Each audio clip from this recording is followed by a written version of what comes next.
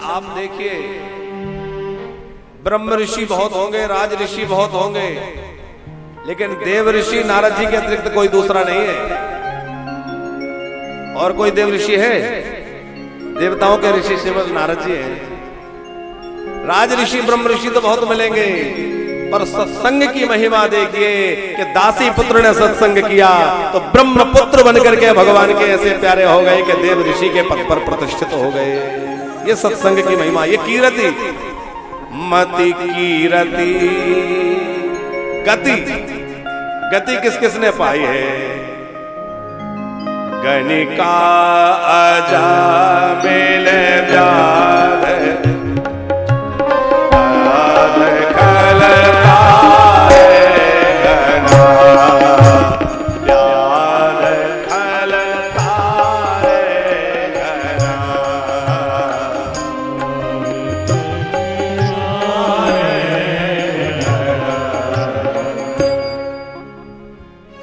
गणिका अजामिल गीध। अब इन पर तो चर्चा करें तो एक दिन में सत्संग पूरा नहीं होगा।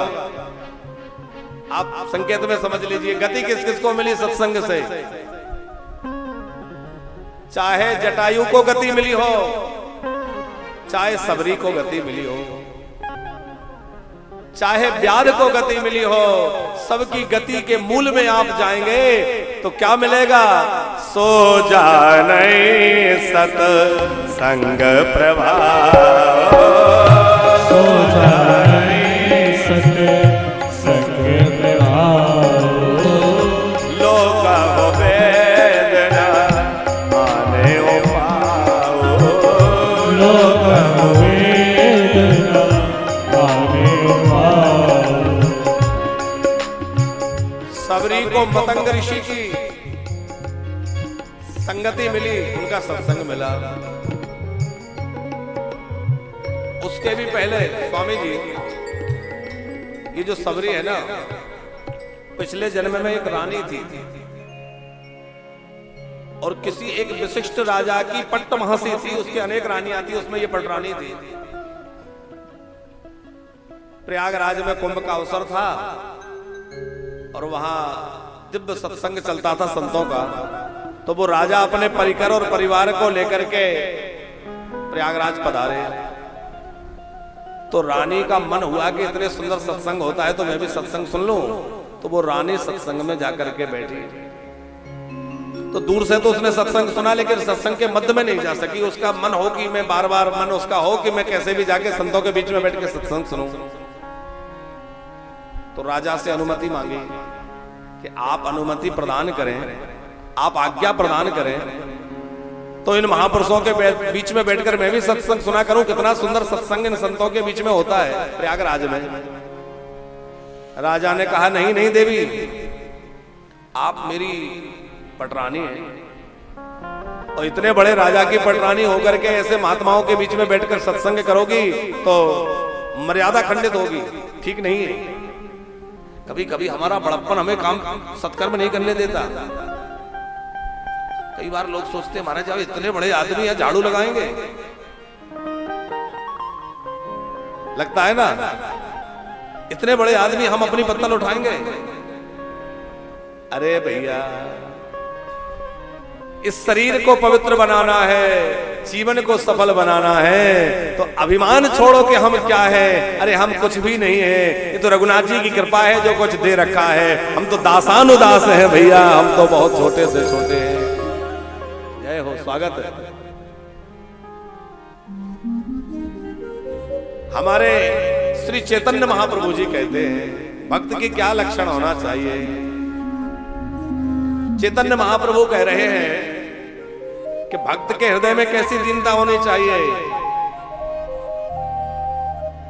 बोले, तृणादपि सुनीचेन, तृण से भी अधिक छोटा हूं मैं, ऐसा मानना चाहिए। कैसा मानना चाहिए?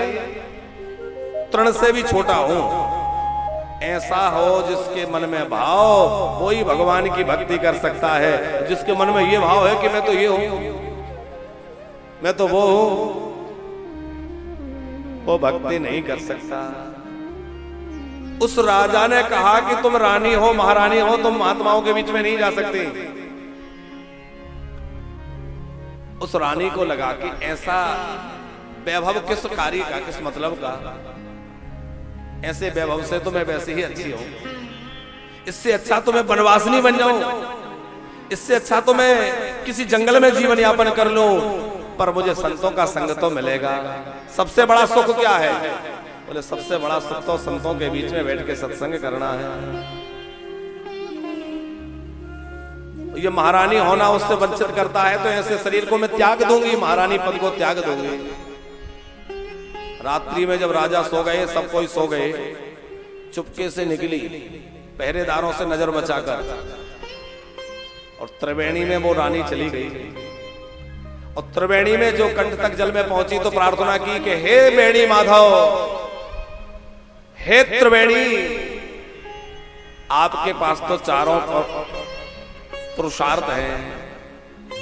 प्रयागराज ने कहा है भरत जी से, चार पदार्थ भरा भंडारू, मेरे पास चारों पुरुषार्थ हैं। तो वो रानी कह रही है कि तुम्हारे पास तो सब कुछ है, पर मैं कुछ और नहीं चाहती, ऐसी कृपा करना कि अगली बार मेरा जहां भी जन्म हो, विपन्न से विपन्न घर में हो, भले ही जंगल में हो, वनवासी बनूं, चाहे जो बनूं, हीन जाति बनूं, पर मुझे भगवान की भक्ति मिले और मुझे संतों का संग मिले, ऐसी कृपा कर देना। सवर जाति में जाके उसी रानी का जन्म हुआ, वहां देह त्याग कर दिया, और देह त्याग करके सवर जाति में जन्म हुआ। बाल्यकाल से घर छोड़कर भागी सो मतंग ऋषि के आश्रम में पहुंची, और मतंग मुनि की कृपा से क्या हुआ, सबरी को राम जी के यहां जाना नहीं पड़ा। सबरी राम जी के घर गई है क्या? सबरी राम जी के घर नहीं गई, बल्कि स्वयं रघुनाथ जी जो है, रघुनंदन श्री राम ढूंढते ढूंढते सबरी के आश्रम को, और आश्रम पर राम जी स्तंभ पहुंच गए हैं। ये सत्संग की ही महिमा है। प्रयाग में सत्संग सुना, मन में भक्ति का उदय हुआ, इसलिए तो देह त्याग की सवर जाति में जन्म हुआ, मतंग मुनि का आश्रय मिला, और आखिरी में राम जी की प्राप्ति हुई। बड़ा सुख है सत्संग में।